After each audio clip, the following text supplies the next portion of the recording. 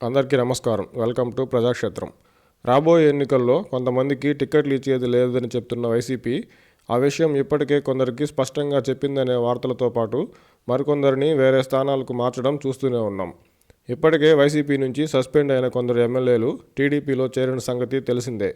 వారిలో కోటంరెడ్డి శ్రీధర్ రెడ్డి, ఆనం రామనారాయణ రెడ్డి లాంటి వారు ఆ జిల్లాలో టీడీపీ పరిస్థితి దృష్ట్యా ఖచ్చితంగా టీడీపీకి పనికొచ్చే నాయకులే.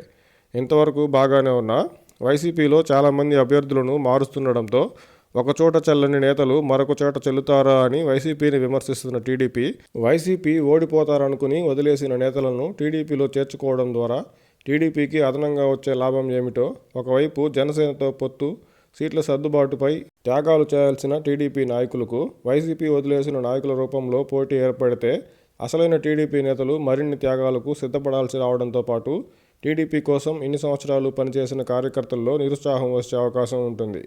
టీడీపీతో టచ్లో 20 మంది వైసీపీ ఎమ్మెల్యేలు ఉన్నారని ఒకరంటే, మరొకరు 40 మంది వైసీపీ ఎమ్మెల్యేలు టచ్లో ఉన్నారని టీడీపీ ప్రముఖ నేతలే చెప్తుంటే వింటున్నాం.